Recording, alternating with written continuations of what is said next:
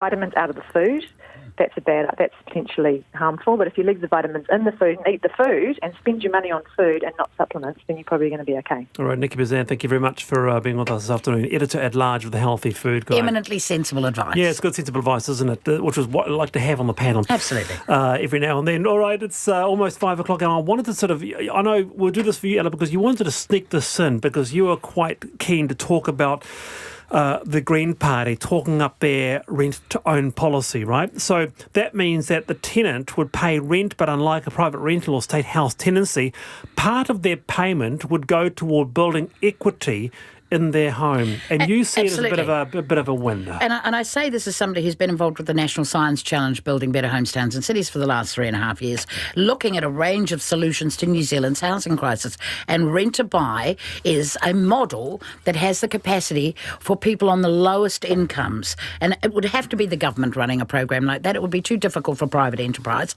But in the times when housing corporation houses were made available to tenants in the past, it did boost home ownership rates. Right. So if we added the extra variable that you could go into that arrangement and a rent-to-buy arrangement, people stay in state houses for 20 years. They actually pay for those houses twice over. So why not give them the capacity to rent to buy over a 20-year duration? Any fish hooks that we can't see in terms of a rental? I mean, every program, every strategy to deal with homelessness, which is a real issue, not just homelessness, but housing unaffordability, is going to have fish hooks. Who's going to manage it? How is it going to be rolled out? But this is one. I mean, we've seen the problems around Kiwi Build, which I think was somewhat ambitious.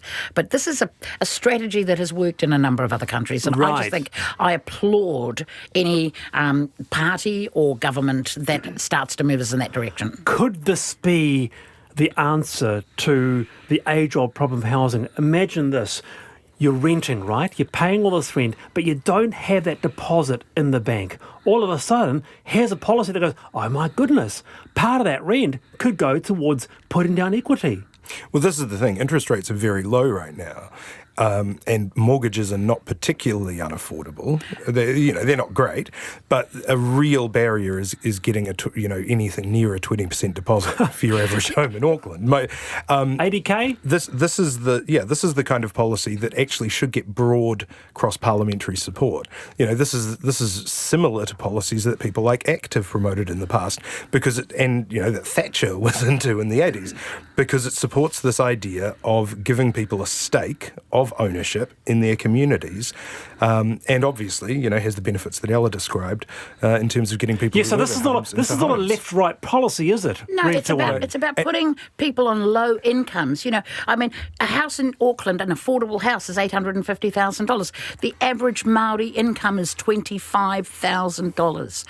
It would take 20 years to save, and you need a $300,000 deposit to have a halfway decent mortgage at $850,000. Do the numbers.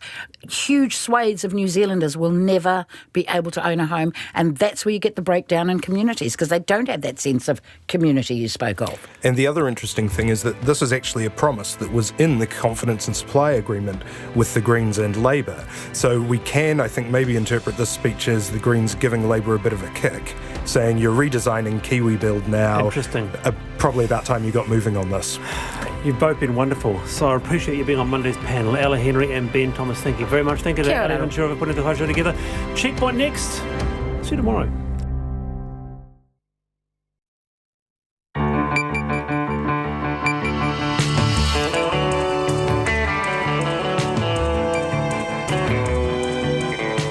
Kei te whakarongo mai koe ki te reo i rangi o Aotearoa. This is Checkpoint on RNZ National. Good evening, I'm Alex Perrottet.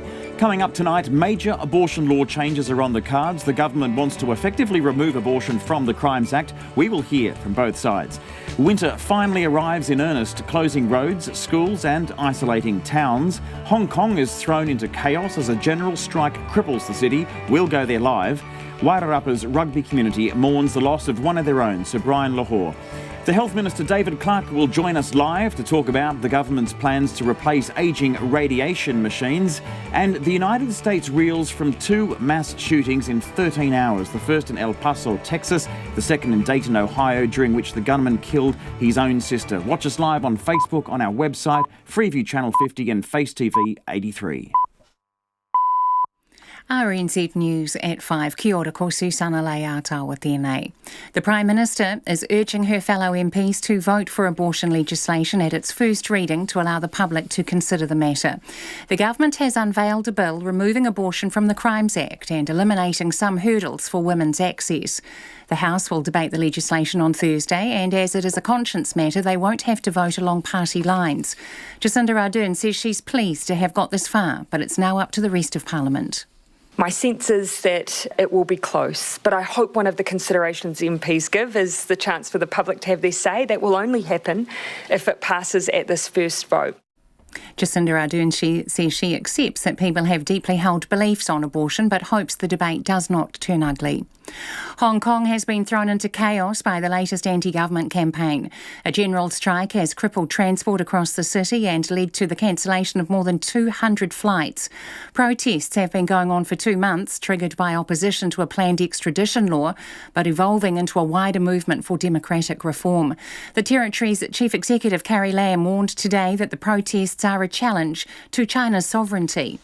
The government will be resolute in maintaining law and order in Hong Kong and restoring confidence. This is the time for us to rally together, to set aside differences and bring back order and say no to chaos and violence. Carrie Lam says the protests are pushing the city to the verge of a very dangerous situation. The ACT Party leader David Seymour is calling on the Chinese consulate to retract its statement about condemning activities that demonise China. A video that has gone viral shows a pro-Hong Kong democracy activists being pushed over at Auckland University last week by pro-Beijing supporters. The consulate put out a statement saying it appreciates the spontaneous patriotism of the pro-Beijing students. Mr Seymour says the consulate has gone too far. They get diplomatic immunity in return for a duty not to interfere in New Zealand's internal affairs. They should not interfere in the pursuit of academic freedom by New Zealand universities, and they certainly should not interfere in an investigation into an alleged assault by a university. The ACT leader, David Seymour. The US cybersecurity firm Cloudflare says it will terminate the online message board 8chan as a customer. The man suspected of shooting dead 20 people in Texas yesterday is believed to have posted a 4-page statement on 8chan 20 minutes before the attack. The statement expresses white supremacist views and declares support for the Christchurch mosque murderer. Cloudflare's chief executive Matthew Prince says 8chan did not break the law by not moderating the hate-filled content posted by its users, but it did create an environment that revels in violating the spirit of the law. The government's being accused of lacking leadership with its latest plan to save endangered species. Under a 20-year biodiversity plan released today, it proposes specific measures to protect native species, such as getting rid of all pests countrywide. Conservation ecologist Bill Lee says he would have liked to see a lot more detail. That would just help both community groups, regional government and also national government settle around a few clear objectives that we were prioritising over the next decade. The Conservation Minister, Eugenie Sage, says the plan is a discussion document and she wants everyone to be part of the conversation. An architectural historian says she's shocked by the decision to demolish a Christchurch landmark. The Catholic Basilica was set to be restored after being severely damaged in the 2011 earthquakes, but the 1905 heritage building has been left in ruins ever since. Bishop Paul Martin has announced its demolition, saying a new basilica could be built on the same site or at another inner-city location. Anna Crichton says she's deeply disappointed. Anything can be restored if there's a will to have it restored. And the previous bishop, he was going to have it restored, but unfortunately he passed away and the new bishop has decided that it will be demolished. Very frustrating to see. Architectural historian Anna Crichton. Some South Island towns were temporarily isolated today as heavy snow blanketed the island. It fell to low levels, hitting Dunedin, Central Otago and Southland in showers. The Clutha town of Lawrence on the main highway between Dunedin and Queenstown was cut off for several hours. An accommodation provider, Mel Foster, says in some areas the snow was up to 20 centimetres deep. We're rural posties and we weren't able to go out because obviously no newspapers or mail was getting through, but it's a shame for the businesses. On the other hand, school kids were off, so they were happy making snowmen and lots of people wandering around and just taking in the beautiful white landscape.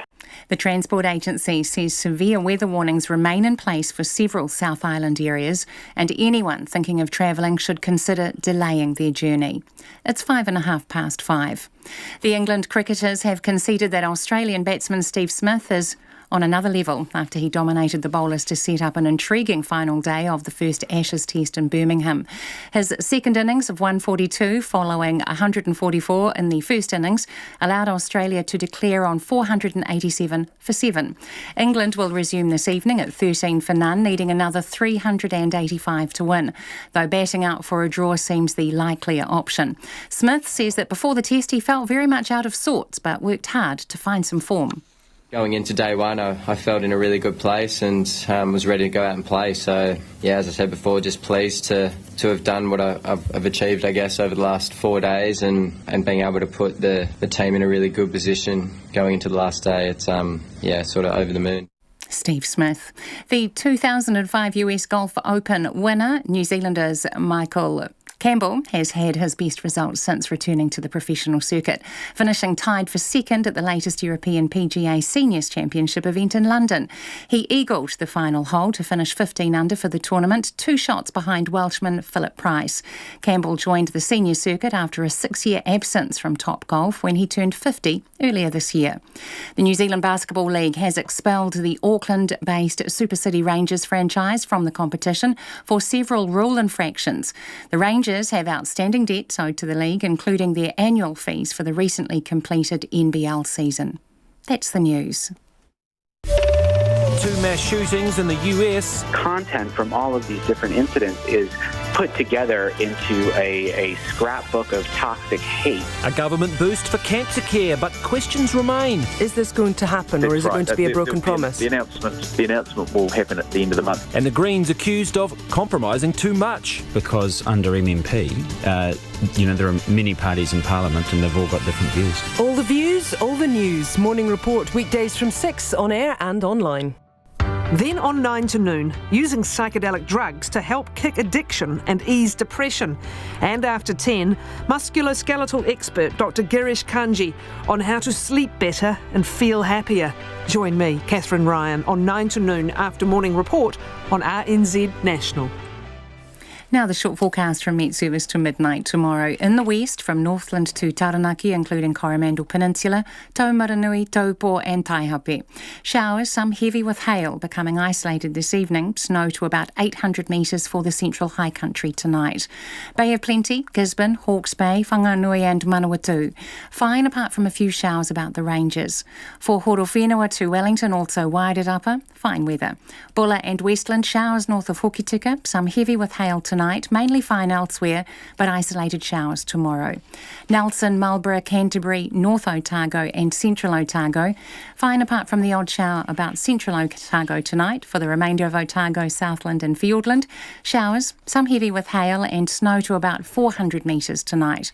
Becoming fine for most areas tomorrow, but showers remaining about Fiordland and Stewart Island. Chatham Islands, showers with sleet and hail tonight. RNZ National. It's 5:08. Thanks very much, Susanna. You're listening to Checkpoint on RNZ National. I'm Alex Perrottet. Thanks for joining us. The government has introduced a bill that would remove abortion from the Crimes Act and instead treat it as a health issue. After months of stalling and negotiation, Justice Minister Andrew Little has landed a compromise to allow women to have abortions without a statutory test before 20 weeks. After that, a health professional will need to decide whether the abortion is appropriate with regard to the women's physical and mental health. Those pushing for abortion reform say it's a win, although they wish the law had gone further. But those opposed to abortion say the bill is radical and disturbing. Our political reporter Yvette McCulloch has the story. Justice Minister Andrew Little says the bill is about reflecting that a woman has the right to choose what happens to her body. So that women who are considering or taking advice on an abortion don't from the outset feel as if they are committing a crime, because they're not. They're taking health advice. Last year, the Law Commission recommended 3 options for abortion law reform. But the government hasn't chosen any of these, instead opting for a statutory test after 20 weeks. 98% of abortions happen in the first 16 weeks of pregnancy, so we're talking about a very small number. This is about making the shift from the criminal framework to the health framework. That still remains even with a 20-week threshold. Mr Little worked with National MP Amy Adams and New Zealand First MP Tracy Martin in developing the bill. He says this 20-week compromise is the best chance of getting the highest possible support for the law change. Look, we had an objective to shift the whole framework for abortions out of a criminal framework into a health framework, and we need the numbers to do that. So the discussions, they were constructive, they were sensible, but in the end, this is about making that fundamental shift. The Greens have confirmed all of their MPs will be voting for the bill, but other parties will be treating it as a conscience issue, meaning they don't have to vote along party lines. Other changes in the bill include the right for women to self-refer to an abortion service provider, enabling the ability for safe areas to be set up around abortion facilities, and a requirement for doctors who conscientiously object to abortions to refer women to other services. Family Planning Chief Executive Jackie Edmund says she wanted the government to go further, but she appreciates the minister's pragmatism. This is certainly still a huge step forward, and it'll give the majority of women the bodily autonomy and be able to make their own decisions. And then for that very small number of late term, which is less than 1%, those people are generally under health services anyway. But it's just a shame that we didn't go the full hog. But Voice for Life spokesperson Kate Cormack is extremely disturbed by the bill. That will make it legal to abort a child right up to birth for well-being. This is a radical abortion law. This bill that they're proposing is counterproductive to women's health. We already have huge flaws in our abortion system in New Zealand, and this bill addresses none of those. Ms Cormack says the statutory test after 20 weeks is completely inadequate. You can just see how there are so many issues around how that would actually be implemented when it is being done by the abortionists themselves. So you then have a woman with only one point of contact if she is being coerced, if she is struggling to make her decision. The bill will have its first reading on Thursday, and Mr Little will propose a special select committee is set up to hear the public's views. He says this will ensure the bill gets the attention it deserves and that it's considered before next year's election. From Parliament for Checkpoint, Yvette McCullough. It's 12 minutes past 5. Many people around the South Island woke to a winter wonderland this morning that closed roads, schools and isolated towns. The snow fell down to near sea level in places, with temperatures plummeting overnight, dropping to -8 at Aoraki, Mount Cook. Snow showers hit the hills in Dunedin, Central Otago and Southland. Many state highways were closed for much of the day, opening with warnings of snow and ice. Tess Brunton has more. The small Clutha community of Lawrence along the main route between Dunedin and Queenstown was cut off for several hours due to the snow. Jailbreak Cottage owner Mel Foster says Lawrence was locals only, while the popular tourist route was shut off, an unusual experience for the town. While it will take a toll on some businesses, Ms Foster says most embrace the snow day. Well, it's a day off for most people. A lot of people work out of Lawrence, so they weren't able to commute to their jobs. So it was very much a compulsory relax and enjoy the snow day. So from a family point of view, it's a bit of a bonus. She took her two dogs for a walk at former goldfield Gabriel's Gully, which she says had snow up to 20 centimetres deep in some places. Just beautiful out there, the lovely grey and white landscape. We were the first people out there, so quite a surreal experience when you're the first person at snow like that, and the dogs were bounding through the snow and, sinking quite deep actually, so but they loved it. Over on the west coast, dairy farmer Mike Havel says he's been rescuing calves born yesterday in snow up to 10 centimetres deep. He's been on his farm halfway between Greymouth and Reefton for 11 years and has not seen snow like it. Mr Havel says it's lucky it wasn't windy, which would have lowered the temperature to bitterly cold levels as calving began early. Calving date was due to start in a few more days, but there's about a dozen cows decided they'd had enough yesterday, so we were rushing around picking up calves, getting them in the shed and getting a warm feed into them. Mr Havel says it's been a fine day today, but snow was still on the ground at midday. Up north, access to and from Golden Bay was cut off until mid-morning as heavy snow closed State Highway 60 over the Tarakihi Hill. A freight company boss, Merv Solly, says snow in the area was the lowest in half a century and created a big backlog of freight for his company. It's pretty low, and there's even snow on Mount Vernier at Collingwood. That don't happen very often. It's one of the heavier falls in the last 50 years, I'd say. Yeah, it's not far from Muscle Inn.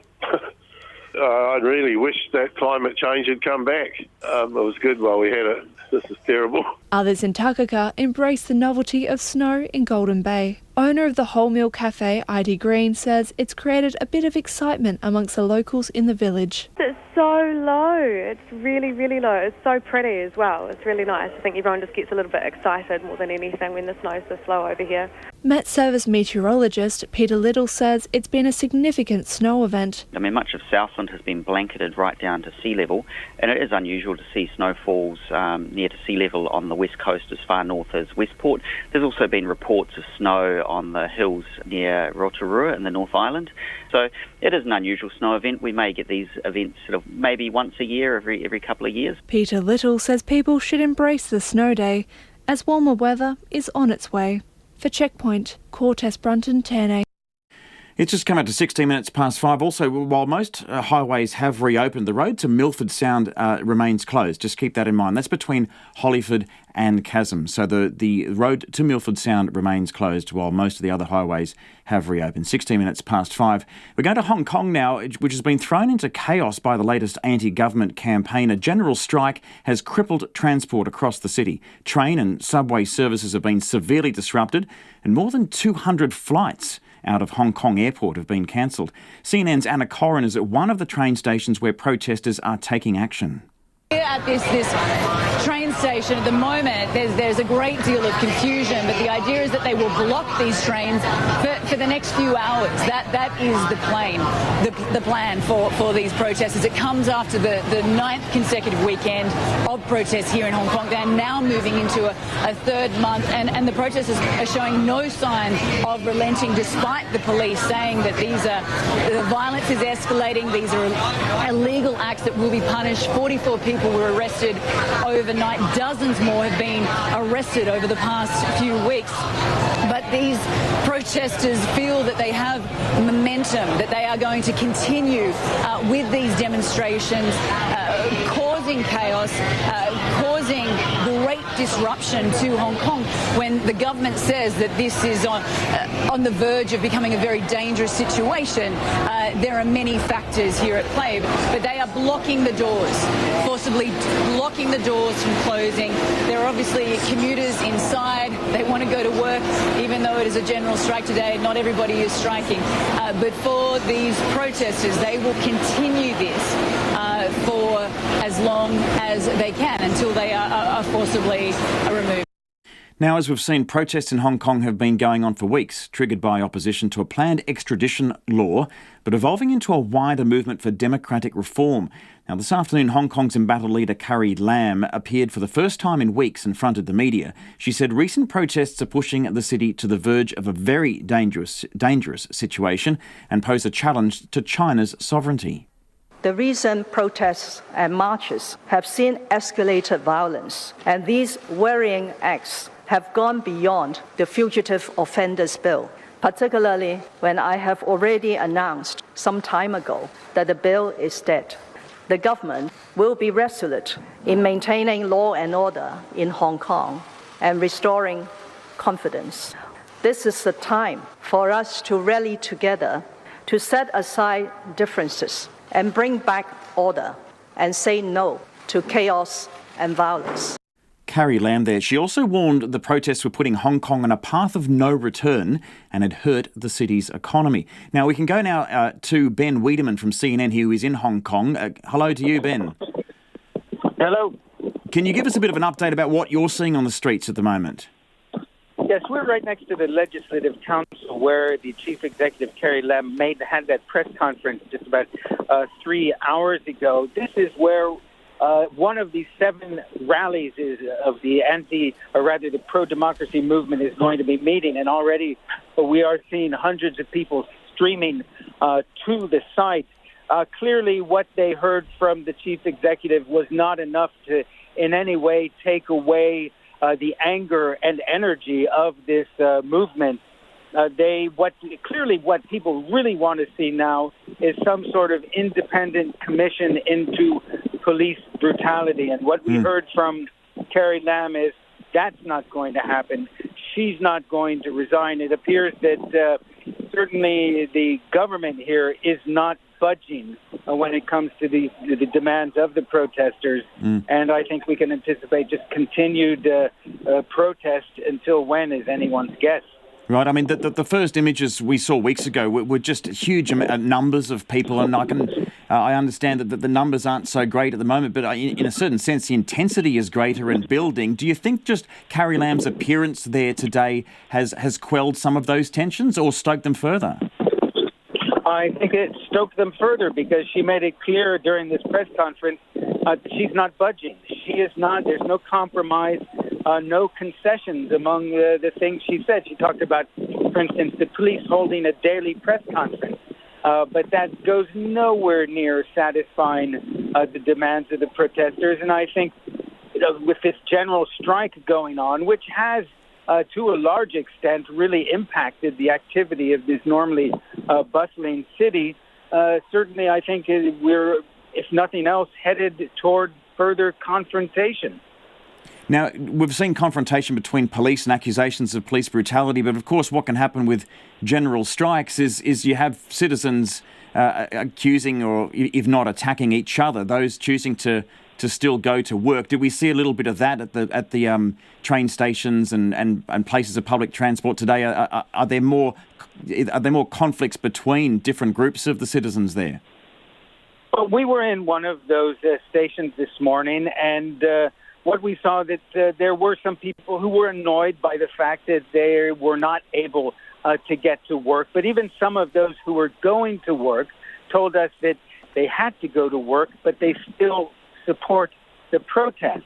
Others said they're going to work a half day. It's very difficult to really get a feel about the precise numbers or percentages when it comes to who supports and who opposes. But I think there's a lot of soft support for the protest. Now, having said that, on Saturday we did attend what was called a pro-police rally, where we heard the other side of the story, people who were worried about the disruption that's being caused to the economy of Hong Kong, people who are worried that we are seeing the beginnings of a period of severe instability in a city which has long prided itself on its business-friendly environment and its reputation for stability. Ben Wiedemann there from CNN, he's in Hong Kong and bringing us the latest there. We'll certainly keep up to date with what's happening. As he described it, a usually very ordered and calm city, brought to its knees over the last few weeks. And as he said, it's only getting worse in terms of the violence on the streets. We'll keep an eye on that. It's coming up to 23 minutes past 5. A construction worker has been seriously injured at a building site in Auckland this afternoon. The incident happened on the site of a planned hotel and apartment building. This is on the corner of Albert and Wyndham Streets in the city centre, just after 3:30 this afternoon. The worker was contracted to Icon Construction. Dan Ashby is the general manager and joins us now. Good evening to you, Dan. Good evening, Alex. Thanks for having me on. Now, can you tell us what happened? Yeah, look, what appears to have happened is there's what we call in the trade a batter, which is just a stable slope of earth, engineered to be stable on site. Over the heavy rains of the weekend, there was some material that had got loosened and had rolled down to the bottom of that bank, small bank, and one of our subcontract workers went into just with a spade and was working to just clear some of that material from the bottom. Okay, just stop you there for a second, Dan, because I didn't quite follow it, and I don't know whether our listeners did as well, but we're hearing that some clay has come off the building and fallen. Is that right? No. A small amount of clay has come off a bank of earth that's about 3 metres or so high. Right.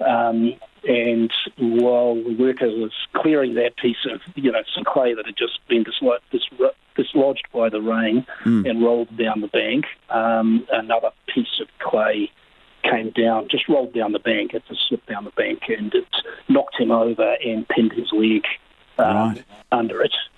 So what then happened was, which is our standard process with something like that, we don't disturb the scene. We make sure that the man is okay, and we wait until we've got paramedics there, just in case there's some kind of injury that we don't detect. That's what happened. The ambulance services came, tended to him, and he was then lifted, cleared from the dirt and lifted out.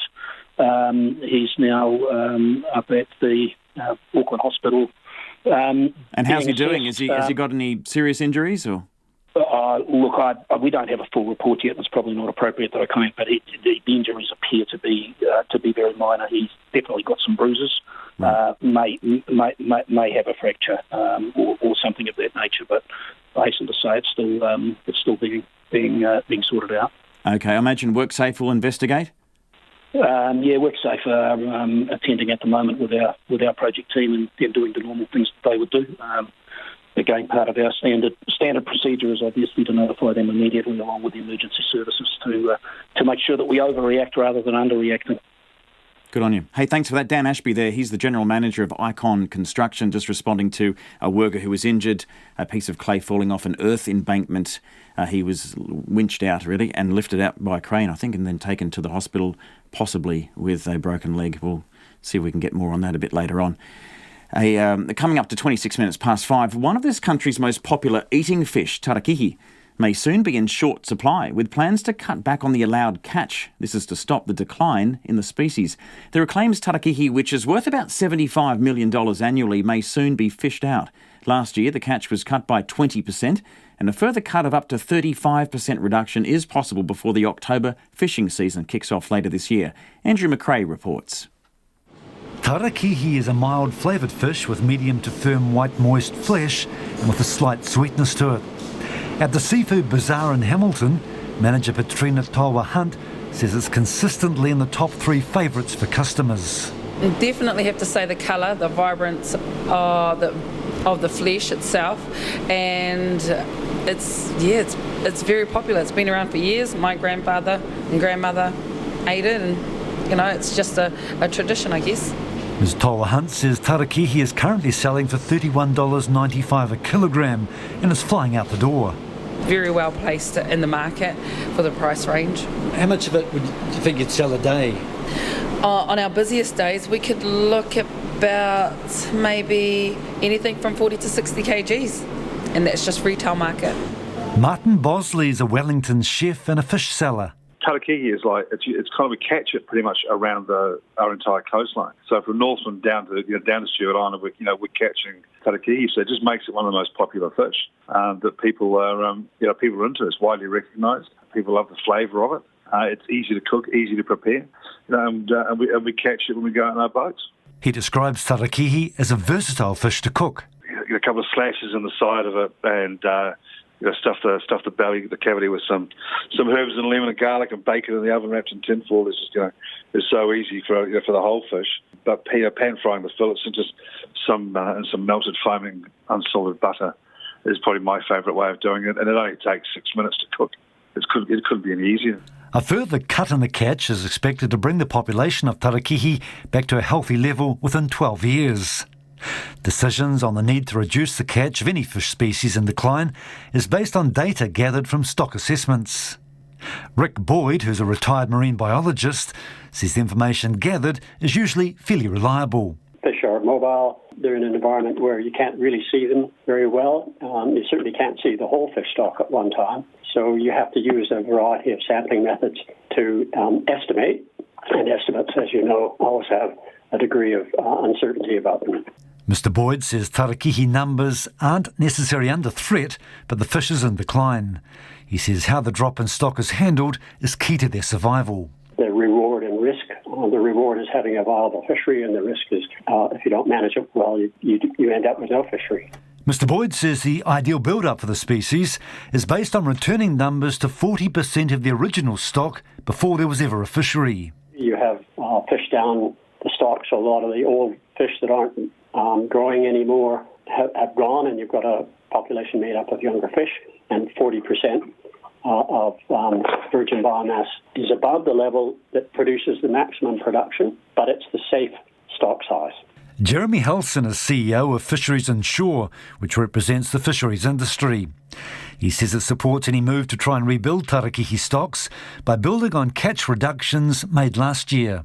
Obviously the stock is rebuilding. We want it to rebuild faster. There are things that we can do to help that rebuild and make it rebuild more quickly, but we suggest doing so in a way that doesn't have significant social and economic impacts on the seafood industry. This is a very, very important fishery for the inshore sector. Terry McDonald from Papakura is both a consumer of fish and a keen recreational fisher. He supports any plan to preserve Tarakihi and any other fish stocks under threat. The fish stocks have got to be preserved because once they're gone and they're decimated, it takes a long time to come back. It's a good move from my perspective. Even though that means on the market there'll obviously be less?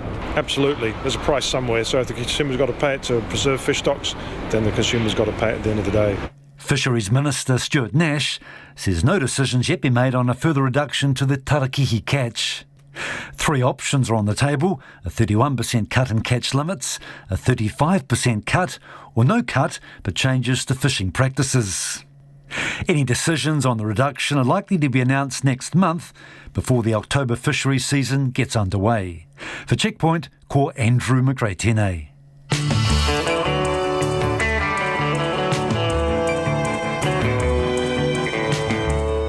It's 29 minutes to 6 on Checkpoint on RNZ National. Coming up on the program, the Health Minister David Clark will join us live to talk about the government's plans to replace ageing radiation machines. We'll have the latest on 2 mass shootings in 13 hours in the United States. Wairarapa's rugby community mourns the loss of Sir Brian Lahore. And would you pay $15 to visit New Plymouth's Len Lye Center? Apparently not. Visitor numbers halve a year after a door charge was introduced for out-of-towners. We'd love your feedback. Get in touch on any of our stories tonight. 2101 is the number on the text. You can tweet us at Checkpoint RNZ. We're on Facebook as well, Checkpoint, or get in touch on email. The address is checkpoint@rnz.co.nz. But first, here's Susanna Leatawa with the headlines. The Prime Minister is urging MPs to vote for abortion legislation at its first reading to allow public discussion. The government's introduced a bill which would remove abortion from the Crimes Act and eliminate some hurdles for women's access.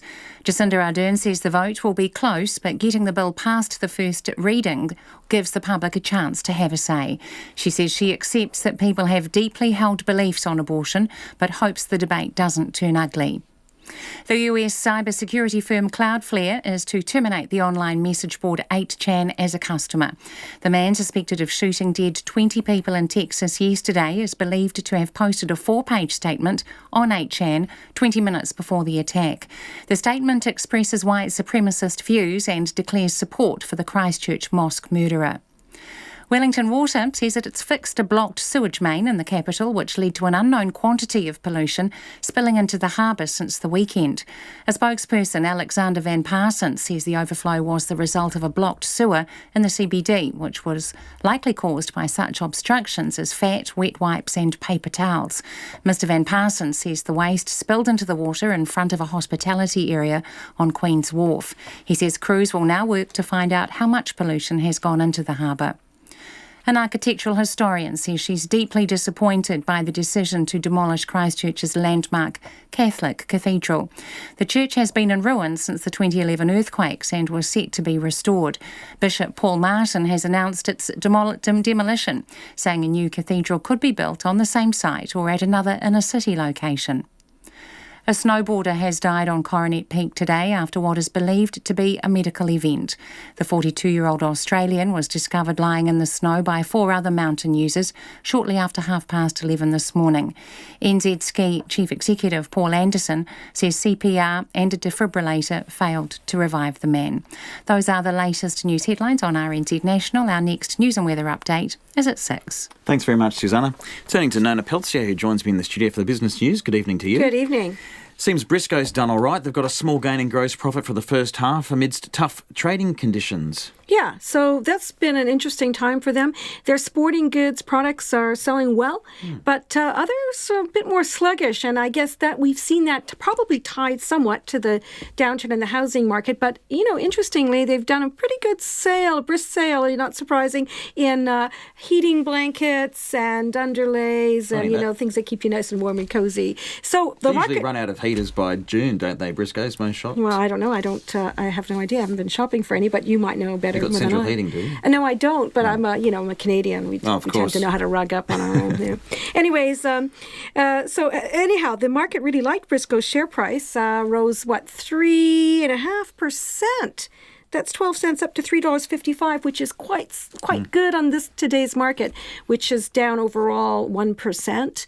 And that's because of some changes that have happened in China later in our trading day. Mm-hmm. So late Monday, or I guess late Monday our time, but in the Asian markets, the yuan has dropped in value and to its lowest level against the U.S. dollar in more than a decade. Wow. And that has panicked the market to some degree because they're concerned that the trade war between China and the United States is now going to end up being a currency war. Right. And so there's been a real flight out of stocks. Share markets have just a sea of red in Asia today. And our market was no different. We slipped towards the end, and certainly Australia's down, and we're seeing it down just across everywhere. In Japan, the Nikkei is down, I guess, over 2%, and the prices in oil stocks are down, and even the U.S., like the future markets, are down too. The share market for S&P 500 and FTSE are also down. So we're looking at perhaps a really ugly trading day for Monday. We'll see what happens as the day moves on, but certainly it's not looking very good right now. Some market analysts are calling it, fairly grim situation, but also that they're not really believing the U.S. Federal Reserve, talking about, their one cut, and that would be all. Perhaps it's an adjustment. Some analysts are expecting, maybe 5 cuts from the U.S. Federal Reserve to balance off what's going on with trade. So certainly, the market is feeling the pinch there. And how's our dollar doing then? Well, interesting. We're buying 65.2 U.S. cents. So we're down slightly, a little bit better against the Australian at 96.2, and a little bit down a bit against the British pence at 53.6. Now, against the yuan, we've risen 1% today. So we're at 4.62 yuan. Now, that's quite significant. China's our biggest trading partner. So that kind of increase in value of the New Zealand dollar against the yuan can actually hurt exporters. But look, this is a real fluid situation. I guess we'll just have to see what Donald Trump does with his next tweet. Yes, and see what happens tomorrow, I guess, because that's Monday in the States. You know what? It's a real volatility there out there in the market, so anything can happen. I wouldn't put too much stock in what happened today. Okay. After all that grim news. Well, it's been back and forth, seesawing, and so it remains to be seen whether there's a breakthrough there. All right. Hey, thanks very much. Nona Peltier there with the latest in the business news at 23 minutes to 6. Well, the United States is back where it often is, reeling in the wake of another mass shooting and searching for answers. What's different this time is it wasn't just one, it was 2 within the space of 13 hours. 29 people were killed and dozens more injured in separate shootings by young gunmen. The first in El Paso, Texas, and the second in Dayton, Ohio. The President, Donald Trump, has said hate has no place in the US. He's also hinted at some sort of government response, saying he'll make an announcement at the White House tomorrow. Democratic presidential candidates are accusing him of stoking racial divisions. The 21-year-old gunman in El Paso appears to have written a white nationalist manifesto, which was posted online, and it's believed he was targeting Hispanic immigrants. He's now officially charged with capital murder and therefore could face the death penalty if he's convicted. We start our coverage in El Paso with this report from Sophie Long. A normally busy shopping mall cordoned off. An investigation is underway as people come to terms with what happened here. Oh my God. A gunman opened fire in what was a packed Walmart superstore, killing 20 people, injuring at least 26 others. People took cover wherever they could. Inside the mall, armed officers moved in search of the attacker. But one man told me the gunman wasn't stopping, so he hid in a side room. There was a door that one of the employees had. She had opened it, and she was bringing everybody in there. But when we went inside, we were trapped. We're like, what do we do now? At that same time, I could hear the shots. I mean, not maybe like 15 feet. So he was already by our side. The suspect being held by the authorities is 21-year-old Patrick Crucius. Authorities believe he may have travelled hundreds of miles to carry out a racially motivated hate crime. We are treating it as a domestic terrorism case, and we're going to do what we do to terrorists in this country, which is deliver swift and certain justice. El Paso lies right next to Juarez in Mexico. The border is just beyond those tall buildings there. The population here is more than 80% Hispanic. The fact that the authorities are investigating whether this was a targeted racist attack has led some to question whether the rhetoric being used by politicians here is actually making things worse. This massacre quickly reverberated on the presidential election trail. Democratic candidate Beto O'Rourke, who is from El Paso, returned to his hometown to be with people affected. He said President Trump was to blame for the increased levels of hate and racism. We've had a rise in hate crimes every single one of the last 3 years during an administration where you have a president who's called Mexicans rapists and criminals. Though Mexican immigrants commit crimes at a far lower rate than those born here in the country, he has tried to make us afraid of them to some real effect and consequence. President Trump has condemned the shooting, calling it tragic, hateful and cowardly. Hate has no place in our country. We have to get it stopped. This has been going on for years and years in our country. We have to get it stopped. As the authorities search for evidence, America searches for answers. How can this have happened again, and what can be done to stop it? Sophie Long there from El Paso, and as you heard, just 13 hours after the attack in El Paso, shots rang out thousands of kilometres away in Dayton, Ohio. A gunman in body armour and a mask opened fire in the city's historic downtown district before he was quickly shot dead by the police. His own sister was one of the dead. Authorities are trying to piece together what may have motivated that attack. The BBC's Chris Buckler is in Dayton and sent this report. After a Saturday morning of grief and violence in America, came a Saturday night that brought more of the same. 9 people were killed and more than 24 injured, all in a shooting that lasted less than a minute as people were enjoying an evening out in the centre of Dayton. They started pushing us out the back door into the alley out the back because they didn't want us coming out the front because they didn't know where the shooter was or how many there was. When you came outside, as soon as you hit the front street, you seen the bodies and you knew that this was different. You knew it's something that you never thought of experiencing. The gunman has been identified as 24-year-old Connor Betts. His home is being searched by police, who say he was wearing body armour, using an assault rifle and carrying more magazines of ammunition when he was shot dead by officers. Among his victims was his own sister. She was very sweet, had her own opinions, and was loud and kind in a way that her brother was quiet and kept more to himself. Vigils have become all too familiar in this country. There have now been more mass shootings in the United States this year than there have been days. I think that the police and our first responders have done an amazing job. Clearly the question has to be raised, why does Dayton have to be the 250th mass shooting in America? Year after year, campaigners put pressure on Washington to change America's gun laws. But there's a stalemate inside Congress, and that is something that is not likely to change. Besides, in Dayton, El Paso and countless other cities, they know that despite the killings, the debate about hate is likely to drown out the questions about guns. And that was Chris Buckler there from Dayton, Ohio. It's 17 minutes to 6. You're listening to Checkpoint on RNZ National. I'm Alex Perrottet. We are keen for your feedback. Get in touch on 2101 with the text. You can tweet us at Checkpoint RNZ or email checkpoint@rnz.co.nz. Did the government rush its announcement on funding for radiation machines as it comes under pressure about its lack of progress on releasing its cancer plan?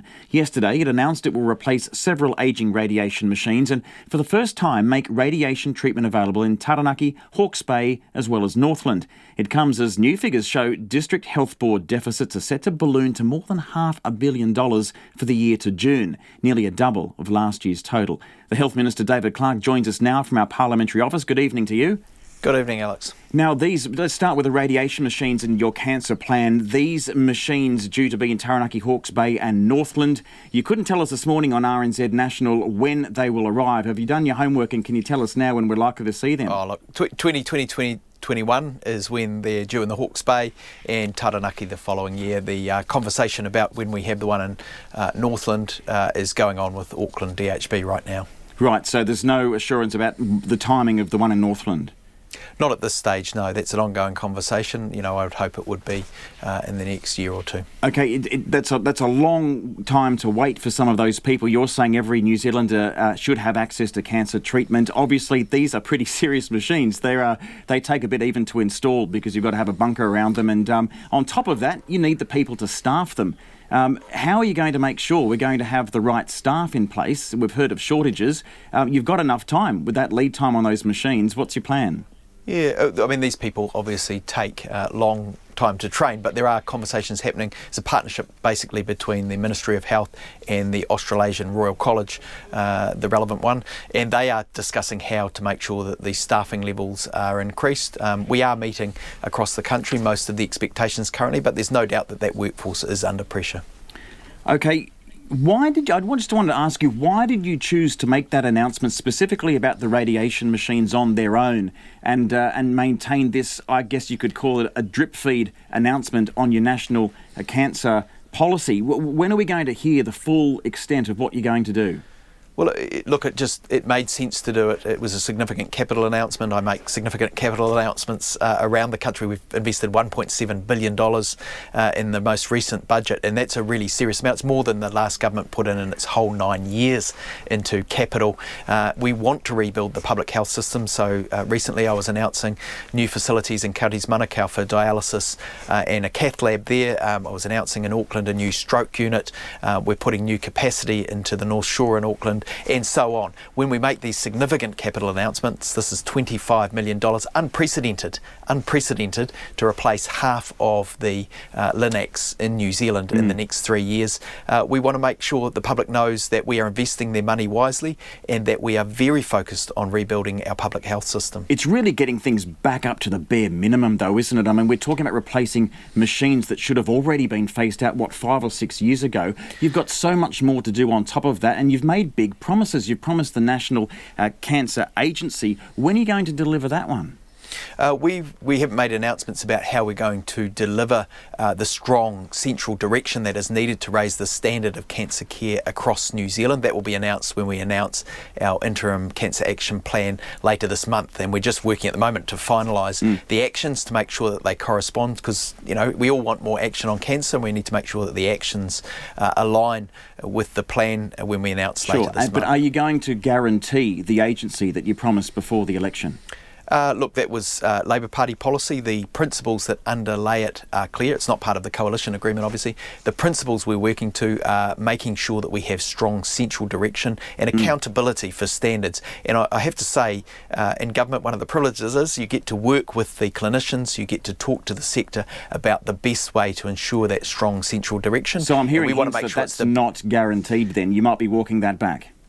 We want to make sure it's the best possible way of delivering that strong centralised direction to make sure we have equally high standards across New Zealand, because the situation we've inherited is clear that it's not the same high quality across New Zealand, and we're determined to do something about that. Okay, your quotes are big and aspirational, and once again you've said that every New Zealander needs to have access to high quality cancer care. They're your words. Does that include stage 4 cancer patients who are waiting for Pharmac funding, the group called Metavivers, who want to access life extending drugs that also give greater quality of life?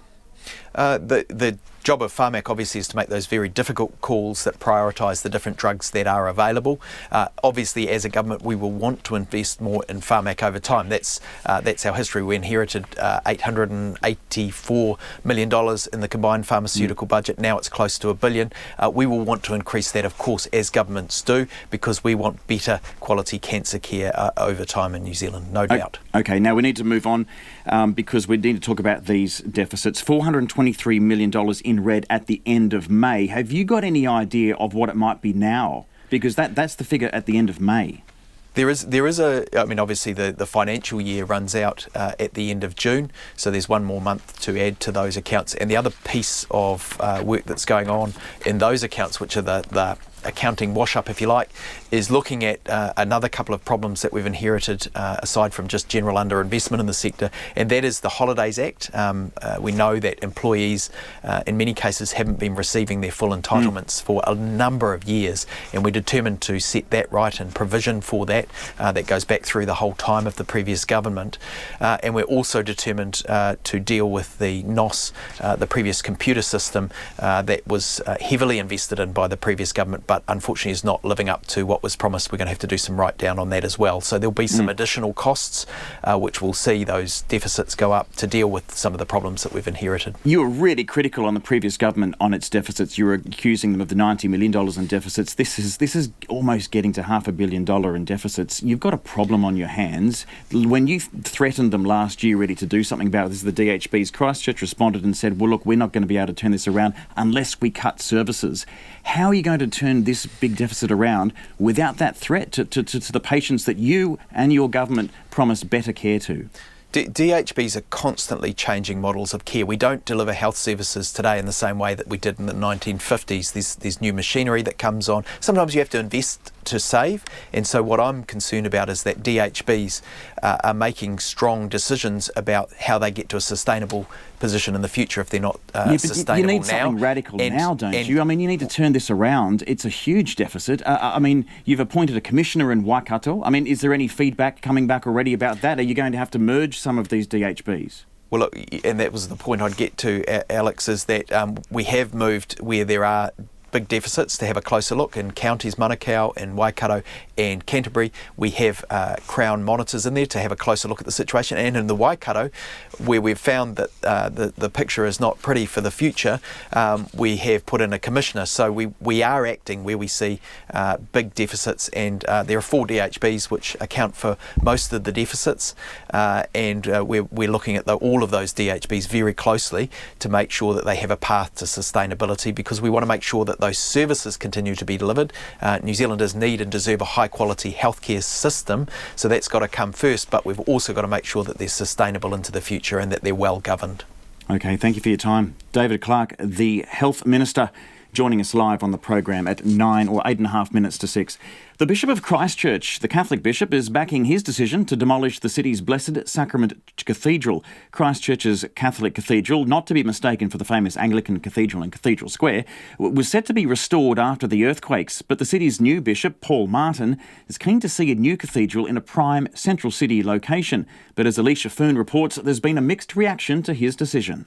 This is a significant and sad moment for us as Catholic people, and for many people in Christchurch for whom this was a really beautiful building, and I want to acknowledge that and say that my hope is that when we build something new, we'll build something that is beautiful and speaks of God and the things that we want a church and a cathedral to be. Built in 1905, the headquarters of the Catholic Church in the city was damaged in the 2011 earthquakes and has sat in a state of disrepair for 8 years.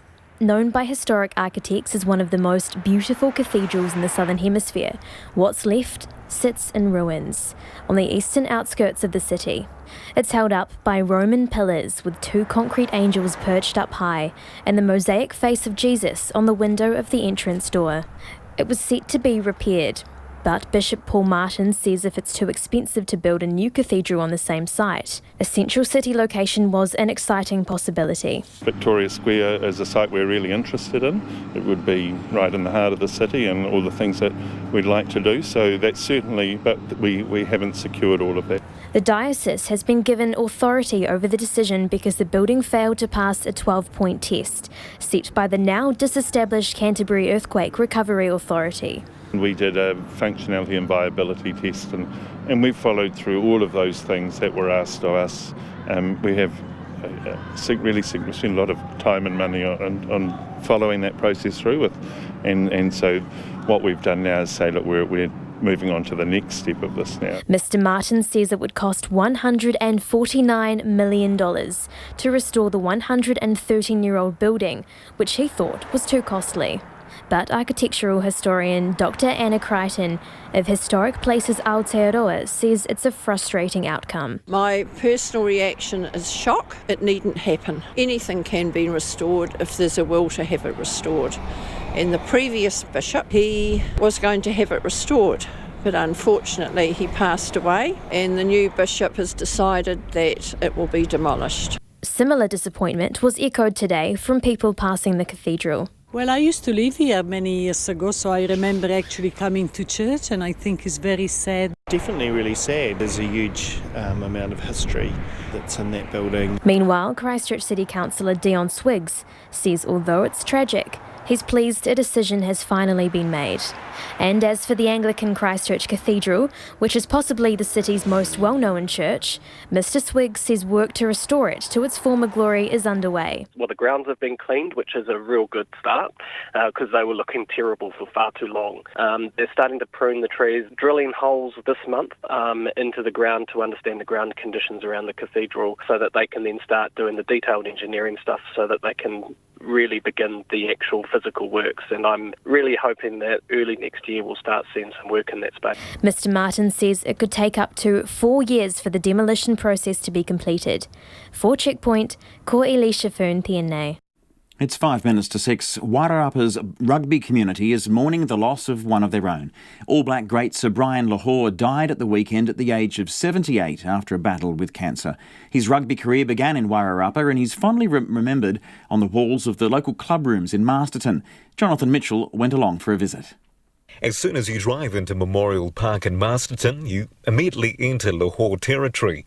The main stand is named after him, and when you enter the club rooms, photographs and memorabilia are scattered around the walls, highlighting his long affinity with local rugby and his All Black career. Tony Hargood is the Chief Executive of the Wairarapa Bush Rugby Union and proudly showed me the Lahore Cup. The Lahore Cup, it's a big one. It's silver. Silver, and we won. Quite heavy. Very heavy. To hold all the celebrations afterwards, but I think it was 2010 we won it last. There you go. Yeah, 2010, Wairarapa Bush. There we are. Sir Brian set foot on Memorial Park many times, but it was his work off the rugby field that was greatly appreciated too. Actually, he popped into the office about a month ago, and there's a New Zealand Heartland team that's being named to play against Mana Samoa soon. And he sat down and talked me through his views on it and who some of the players should be selected. So there we go. Bob Francis went to school with Sir Brian, and they were mates for years. Became a legend quite early on, became an All Black captain quite early. He went on those 2 great tours to the UK in the 60s. And then emerged as a great leader and went on, of course, beyond his retirement to be one of our great coaches, and, of course, had a great coaching career in this region too. Mr Francis refereed many local matches involving Sir Brian. He wasn't one of those captains that put too much pressure on the referees, but he had some views and he would share that in a decent way, but he wasn't in the mould of... the Fitzpatricks or the Meads. He wasn't like them at all, actually, quite the opposite. So I wouldn't say he was compliant either, but he had a nice approach with them. Gary Caffel is a former sports editor at the Wairarapa Times-Age and co-authored BJ's biography. He says he wrote many stories about the local icon. Yeah, got a lot of good stuff from BJ over the years, for sure. A lot of good quotes. Yeah. What would he say? I usually wrote the quotes, actually, and then I'd say, this is what you're going to say. He certainly never took any praise himself. He was very much into sort of reflected glory, if you like, where he liked to talk about how well the team had gone. He was very much into team. Whether it was on the field or coaching from the sidelines, people listened and admired him. Certainly that a number of the players who were coached by BJ have coached themselves, and I know a lot of them do use the same sort of tactics that he used. He just had a mana about him. It's just so hard to describe, but he was a guy that people listened to, and he spoke a lot of sense, and he spoke it from the heart. The Masterton Mayor Lynn Patterson says Sir Brian was a lot more than rugby. He was patron of the Cat Walk Trust, which is research into spinal cord injury, and he was readily available. He made his time if people asked him to be a guest speaker, and I think he's been a guest speaker at just about every event in the Wairarapa, he was available. A funeral service will be held here at Memorial Park on Dixon Street on Thursday afternoon. Thousands are expected to gather to remember him. At Memorial Park in Masterton, for Checkpoint, called Jonathan Mitchell, Tēnei. And it's just come out to 1 minute to 6, so we're going to get to a little bit of your feedback. Andrew McRae had a report about the Tarakihi being maybe made soon be in short supply, with plans to cut back on the allowed catch to stop the decline in the species. Another Andrew from Nelson, has got in touch about that, and he says recreational fishers must, and must is in capital letters, get season limits in addition to the current daily limits. Andrew suggests that this could also easily be done with a mobile app. Thanks for getting in touch, Andrew. Lynn has got in touch as after our interview with the Health Minister David Clark about cancer treatment as well as the budget blowout. When is someone going to ferret out from National that during the previous 9 years they were working very hard to privatise the health system in New Zealand? May take an OIA or two. That's why they left everything in health, including hospitals, buildings, everything run down to the point that it's going to take a decade plus to reinstate it to the point of where we have a decent health system in this country. Thanks very much for your point of view, Lynn. Someone else has got in touch about the Len Lye Gallery that'd be happy to pay $15. We're going to hear a bit more on that after the news. RNZ News at 6. Ngā mihi nui, ko Susana Lei Atawa tēnei. The American cybersecurity firm Cloudflare is dropping the online message board 8chan as a customer following yesterday's mass shooting in Texas. 20 people were killed during the attack at a shopping mall in the city of El Paso. Elizabeth Brown reports. The 21-year-old Dallas man suspected of the shooting is believed to have posted a 4-page white nationalist manifesto on 8chan and also expressed support for the Christchurch mosque gunman. Cloudflare says, based on the evidence it's seen, the El Paso suspect posted a screed to the site immediately before the attack. It says it sent a notice to 8chan terminating it as a customer, effective tonight. Its chief executive, Matthew Prince, says 8chan did not break the law by not moderating what he calls the hate-filled content posted by its users, but did create an environment that revels in violating the spirit of the law. Ko Elizabeth Brown, aho. Speaking to reporters this afternoon, the Prime Minister Jacinda Ardern expressed her condolences for the victims of the El Paso attack. New Zealand would wish to be remembered for nothing other than the compassion that was displayed to those who were victims who were affected on March 15th, and for our absolute unity against violence, hatred and racism. US authorities are regarding the mass shooting as domestic terrorism and say they'll seek the death penalty. In Hong Kong, a general strike called by anti-government protesters has caused major travel disruption. Protests in the territory have been going on for weeks, triggered by opposition to a planned extradition law, but evolving into a wider movement for democratic reform. Today's strike has crippled train and subway services, and as CNN's Anna Corrin reports, it has also caused major problems for air travellers. There are ground crew as well as air traffic control crew who are joining the protests, who are striking, which is why the airport is only operating at a 50% capacity. The departures board behind me, it shows more than 100 flights outbound have been cancelled, more than 100 flights inbound have been cancelled. Anna Corrin at Hong Kong Airport, which is the world's 8th busiest. Air New Zealand says its services have not been affected. The United States Defence Secretary has arrived in Auckland for talks with his New Zealand counterpart. Mark Esper met the Defence Minister Ron Mark a short time ago. Mr Esper, who was sworn in 2 weeks ago, says the US has an enduring commitment to the Indo-Pacific region, which he describes as a priority theatre. He told Mr Mark he's confident the Allies can meet the needs of a complex international security environment with the same spirit of unity as in the past. The main business of the visit is talks today and tomorrow. A marine biologist says cutting the number of Tarakihi being caught is necessary to mitigate any risk of the species being wiped out. The estimated number of Tarakihi in the sea has been declining for some time, and cuts in the catch of up to 35% are being considered by the government.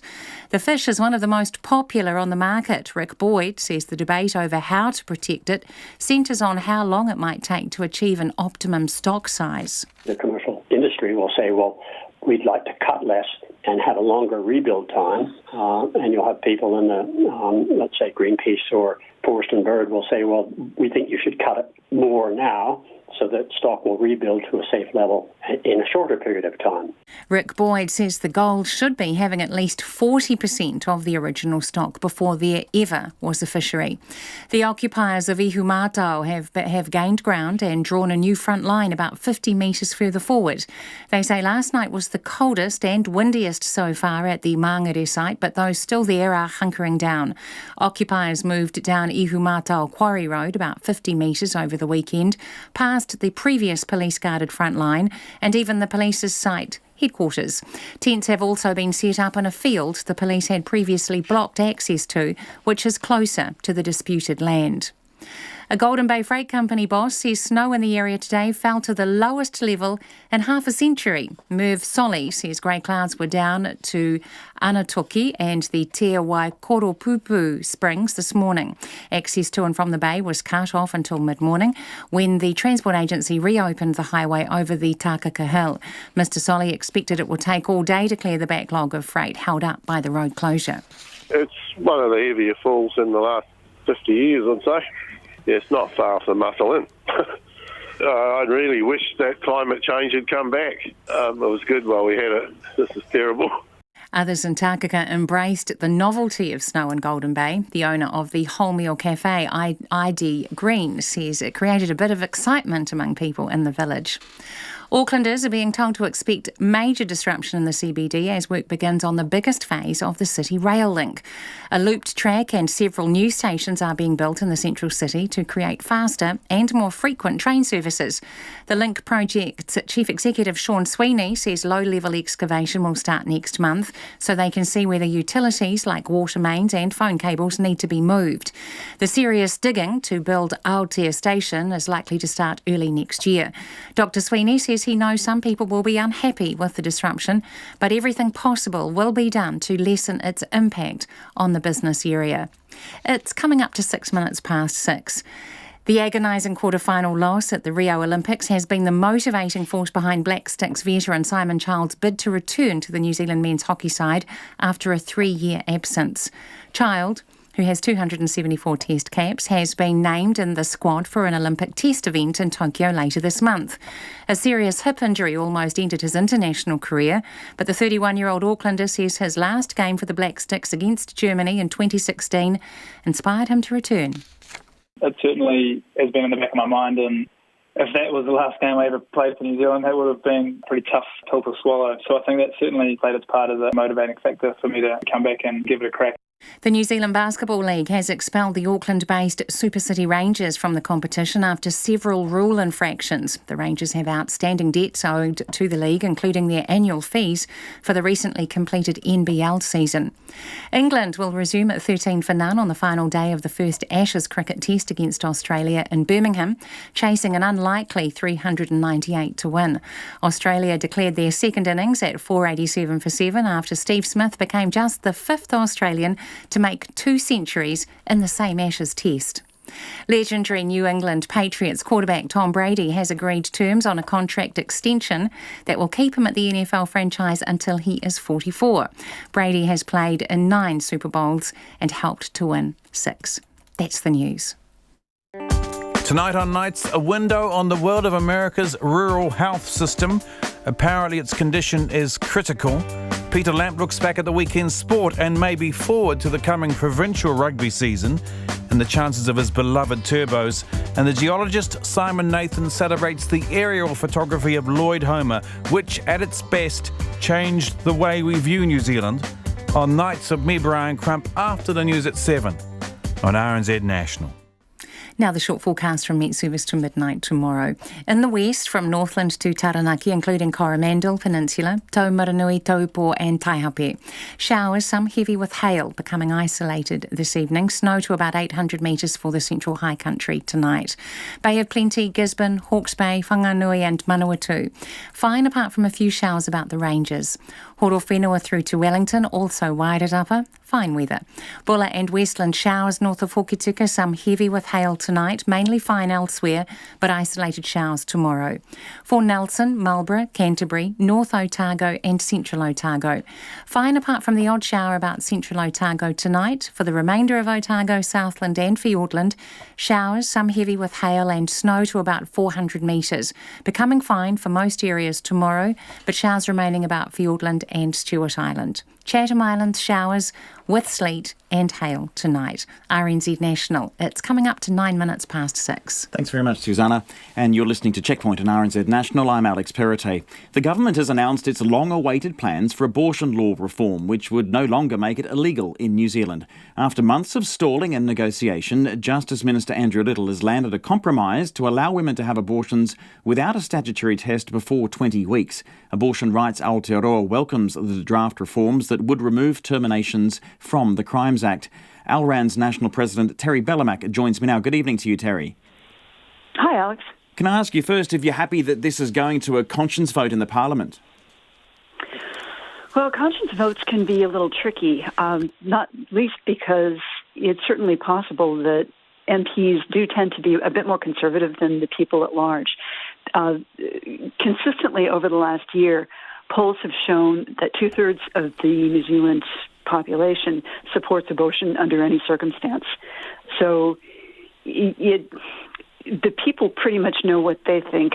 We need to figure out what the MPs think. Okay. And then in terms of what you think, we've seen this bill just today from Andrew Little. In what way, I suppose, are the reforms limited in any way, in your opinion? Well, we were hoping that the Justice Minister and the Cabinet would select Model A, because Model A is the one that treats abortion like healthcare, which is what it is. It's unfortunate because it's unfortunate that they went with Model C or a version of Model C, because really the pregnant person is the person best placed to determine what's best for her and her family. So after 20 weeks, as a result of the one that they picked, that question goes to a qualified health practitioner who's going to make the decision for her. It's a huge change from the status quo, though, isn't it, in that sense? Very true. Very true. Compared to the status quo, it's a huge improvement. I wonder whether you think it might also be limited in the sense of talking to broader health care and concern for women and support. I note that it doesn't talk too much about counselling services, and we hear a lot about this. We hear about choice and we hear about coercion around abortion. And on both sides, it's a very, very heated debate, as you and I know very, very well. So do you think that there could be a bill that, I guess, guarantees that women really do have choice, even sometimes when they're coerced by their own partner or husband or family members to have an abortion? Yeah. Well, reproductive coercion is something that's really applies to both, being coerced to continue a pregnancy or to terminate a pregnancy. Now, being coerced to continue a pregnancy is something that nobody really gets a look in, because you don't have to go to a doctor in order to keep that going. Abortion coercion, however, is something that the health system can actually pick up on, because they have to be talking to people. And actually, it's something that in the past, our current abortion system, takes that into consideration quite a bit. Informed consent is kind of a big deal in medical circles. And I could point you to some doctors to talk to about that. But doctors take it very seriously, and it's part of their job, according to the law, that they have to make sure that their patient understands the condition, the possible treatments, and also in the case of abortion, generally, actually absolutely every time, they'll get the woman off apart from her support people so they can talk to her, just her alone, just to make sure she's not being coerced. Hey, Terry, I wonder also, there's a whole lot of other things that are in this bill and we don't have too much time. New sections 19 and 20 deal with conscientious objections. So I'm sort of asking this question with the whole euthanasia bill in mind, because there's a section in that about conscientious objection as well. And it seems that those who object to these procedures want to keep their conscientious objection intact. And they would argue that having to refer the person on or telling the person where they can find those services still does conflict with a conscientious objection. Do you expect some sort of pushback to that element of the bill? There may be pushback, but I don't think it's really a valid issue. I think our current conscientious objection system is really, it burdens the patient so much more than the doctor. It's really out of balance. We would like to see a much more balanced system, and I'm not even entirely sure that what the new draft bill is proposing is sufficiently balanced to really protect patients from the burden of their provider's conscience. Yeah, because it's saying at the moment they must state their objection and tell a person how they may access a provider of the service requested. You're saying they should be forced to do more than that.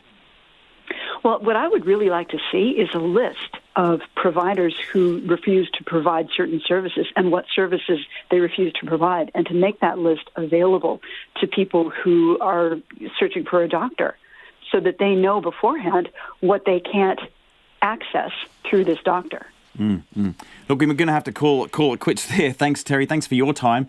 From the National President of Alran's, looking for abortion law reform in New Zealand, responding to Andrew Little's announcement today that they will be removing abortion from the Crimes Act. It's 14 minutes past 6 and we're going to hear the other side. So Gina Sunderland was listening to that. She organises March for Life New Zealand. That's a pro-life rally which petitioned Parliament with 13,000 signatures recently, arguing that the reforms were not necessary as women already have access to abortions up to 20 weeks. Gina, good evening to you.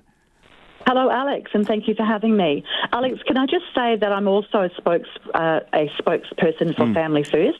Spokesperson for Family First, great. So we've got that on record as well. You're against all abortion in principle. So I wanted to start by asking you, and we've got to keep it at the same time as the previous person, so we just, as Terry, so we just keep this fair. So we have to go through this quite quickly. But how do the reforms alter your position at all?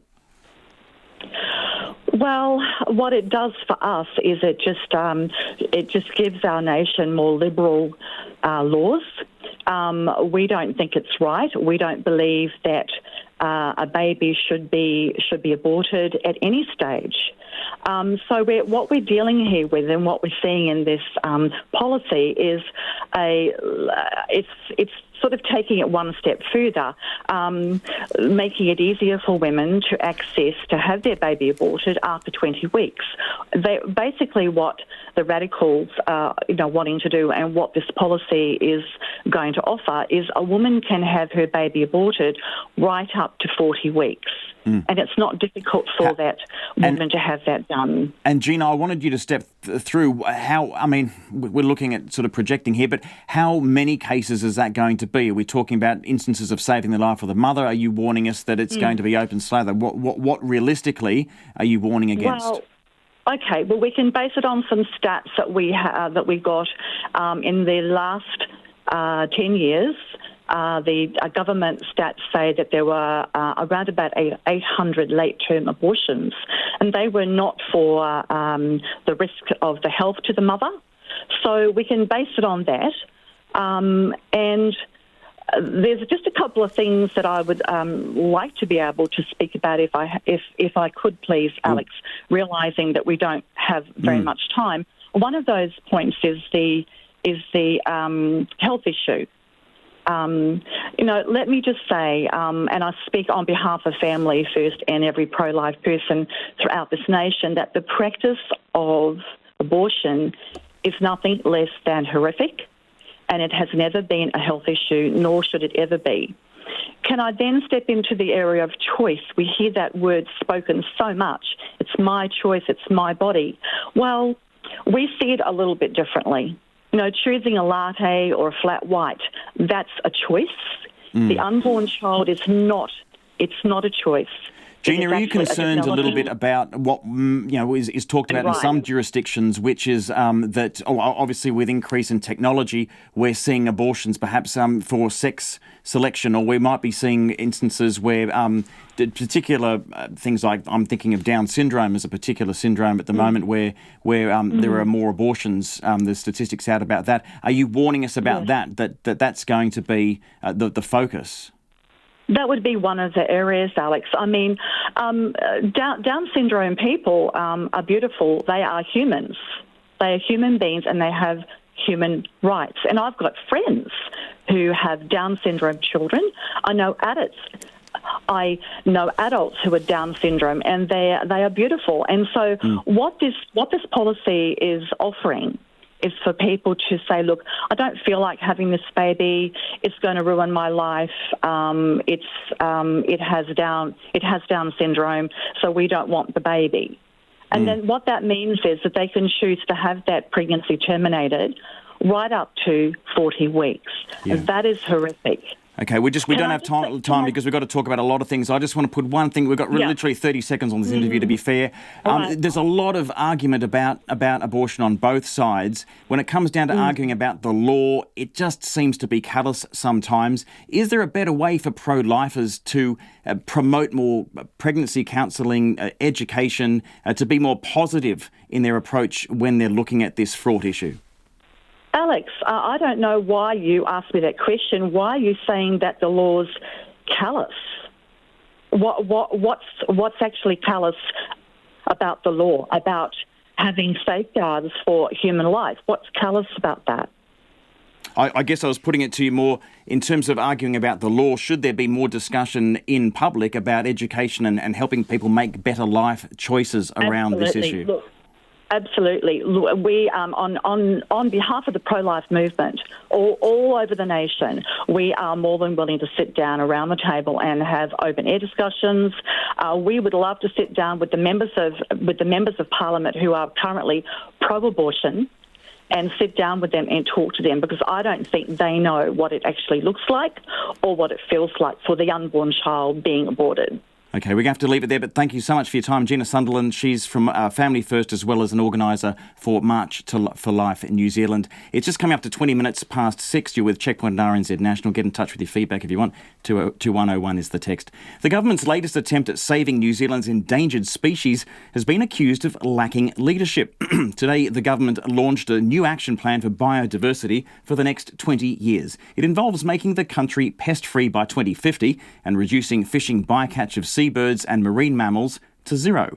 But a conservation ecologist says the plan's objectives need to be clearly defined or they may not be met. Laura Dooney has more.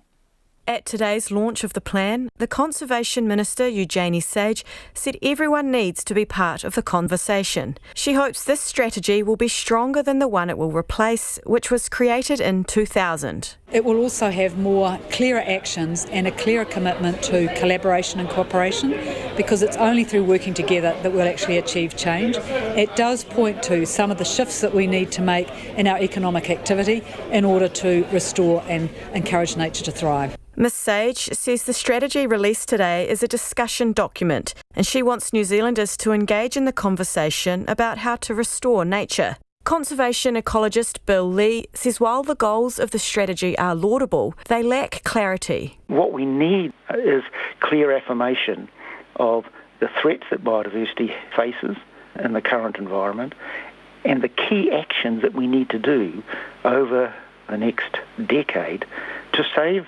Indigenous biodiversity. Mr Lee says the lack of leadership risks a lack of direction. It would just help both community groups, regional government and also national government settle around a few clear objectives that we were prioritising over the next decade. Bill Lee says the strategy documents are high level, but he wants more tangible engagement about the threats facing our native species. He says community groups, eco-sanctuaries and predator-free initiatives are doing great things for the country's biodiversity, and the strategy could have gone further. Forest and Birds Chief Conservation Advisor Kevin Hackwell is also critical of the lack of detail. That's a chance, though, people have the chance to comment. We want the people of New Zealand who are really interested in this stuff to actually demand those changes and to be talking about what they want. One thing the strategy does discuss is reducing the bycatch of birds, coral and marine mammals to zero. Kevin Hackwell says the fishing industry is still resisting such systemic change, but believes it will happen eventually. The reality sinks in that it's worth the while for them, and what they want to do. If they want to be sustainable into the future, they've got to look after nature too. Nature will then look after them. And I think a lot of fishermen are starting to realise that when you have things like your stocks plummeting, you can't make any money, you've got nothing there to catch. Eugenie Sage agrees the marine space holds the greatest challenge. We've got so many of our seabirds being at risk of extinction because of bycatch, because of changes in sea temperature, not having the fish that they need to feed on. Eugenie Sage says there needs to be more marine protection to ensure fisheries are sustainable for all species. The public have until late September to give their views on the plan. In Wellington, for Checkpoint, ko Laura Dooney tēnei. It's 23 minutes past 6. Attendance to the Len Lye Center in New Plymouth is more than halved, a year after a controversial door charge was introduced for out-of-town visitors. Only 47,000 people visited the gallery in the past year. That's down from 97,000 a year ago, and a massive 69,000 short of its visitor target of 116,000 people. Our Taranaki Whanganui reporter Robin Martin has more. The New Plymouth Mayor Neil Holdham went against convention and used his casting vote to pass a motion introducing a $15 door charge for out-of-town visitors to the gallery aged 16 and above. The $12 million centre, dedicated to the pioneering New Zealand filmmaker and kinetic artist, was built with private money, but Mr Holdham argued ratepayers were sick of picking up the $4.3 million annual tab for its operating costs. But only 17,000 out-of-town visitors stumped up the $15 last year, raking in just $233,000 to offset those running costs. Mr Holdham, however, has no regrets. I came into this role 3 years ago. We had a fantastic gallery that needed additional artworks in it. We are slowly improving the quality of what's inside it. We have fantastic gallery directors, and we have a door charge for people from out of town, while the people of New Plymouth are funding $4.3 million a year to run the facility. I think we're doing a good job. Mr Holdham says out-of-region visitor numbers are steady, and he's willing to cut a deal for others in Taranaki. The gallery numbers overall are down, and I think the indications I've had is people from within Taranaki, but not in New Plymouth district, i.e. Stratford, South Taranaki districts. And look, if Stratford and South Taranaki districts want to come on board as a funding partner, I'm sure that we can come up with a deal to allow their people to come in either at a discount or no charge. Mr Holdham says when he and his family travel, they expect to pay to visit attractions. Len Lye Foundation trustee and personal friend of the artist, John Matthews, says the drop in visitor numbers was entirely predictable. It's part of New Zealand's culture. You go to American museums, including art galleries as we call them, and you pay. But in New Zealand the culture is different from that, and Kiwis like to have open access and not have to pay. And that's the way it is. Mr Matthews says the solution is straightforward. Well, it's pretty easy. You change the rules. And Council's got to get his head around that. If they want a lot of people there, which I think is the mode of success, then it needs to be open access. Or alternatively, open access on certain days or certain evenings. There's all those sort of tricks that occur around the country. Mr Matthews says Lye honed his craft in public libraries and galleries and had always intended his works, which he gifted to New Plymouth, to be free to experience. At the gallery today, Cambridge visitor Dan Chapman said he was happy enough to pay. It's something worth looking at, so something's got to pay for it, I guess. I don't go to a lot of art galleries anyway, so it's not like I'm going to go and spend $100 a month going to art galleries. But yeah, it is what it is, I guess. But New Plymouth resident Steve Wright, who was wandering through with his preschooler Zach, reckoned the door charge was a backward step. No, it seems to have just put people off. I really liked it when it was free. It's a bit of a hassle to remember to bring proof of address. When you have visitors coming from out of town? $15 entry is an awful lot. If it was just a gold coin or just $5, I think people would just be happy to pay and they wouldn't worry. Out on the streets of New Plymouth, feeling some mixed about the Len Lye door charge.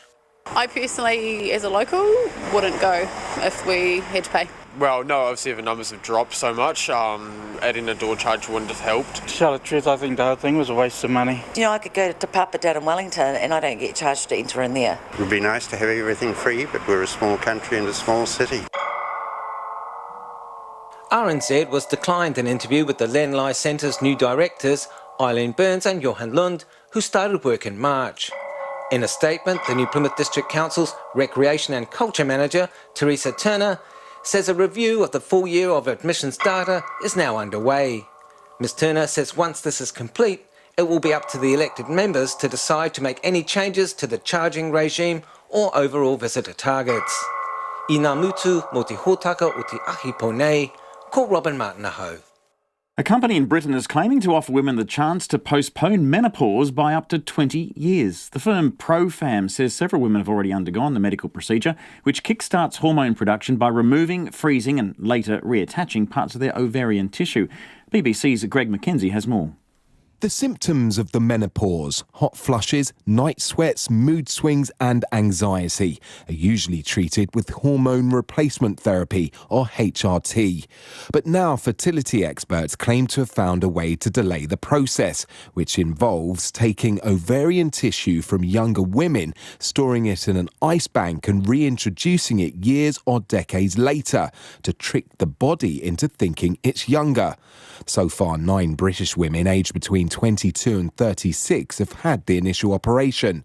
One of the experts behind the treatment is Professor Simon Fischel. What we do is to take out a third or up to a half of just one of the ovaries, and then we divide it up even further into tiny strips. Then it is frozen at minus 150 degrees centigrade, where its biological activity ceases, and it can be safely frozen and stored for many decades, and then transplanted back to the woman. Birmingham University's Advanced Therapies facility has been granted a licence by the regulator, the Human Tissue Authority, to safely store tissue on ProFam's behalf. The HTA told me it was satisfied the university had met its requirements on the storage of tissue, but stressed it was not endorsing the clinical efficiency of the treatment. Craig McKenzie there. Thanks for tuning in to Checkpoint. We're back tomorrow. Ka kite anō.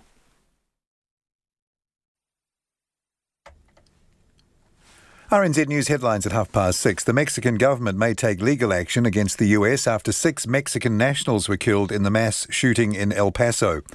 Hong Kong is in chaos after anti-government protesters called a general strike, crippling transport systems. A marine biologist is applauding moves to restrict the Tarakihi fishery, saying it's necessary to stop the popular species being wiped out. The occupiers of Ihumato have drawn a new front line, passing police barriers and bringing them closer to the disputed land. And the Transport Agency says severe weather warnings remain in place for the South Island, and anyone thinking of travelling should consider delaying their journey. Those are the headlines. Our next news and weather will be at 7. Take the pulse of the day's news every weeknight at 10. The global aviation industry is responsible for between 2 and 4% of global greenhouse emissions. Lately with me, Karen Hay, is your late night eye on the latest headlines and the people who are making